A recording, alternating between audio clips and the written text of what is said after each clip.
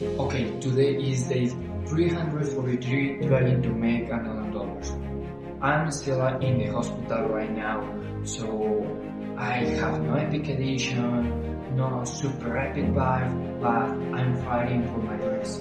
And what I'm doing right now is working on my mental health because I need to become the kind of person that deserves $1 million. So instead of spend all day scrolling, I will do something more productive.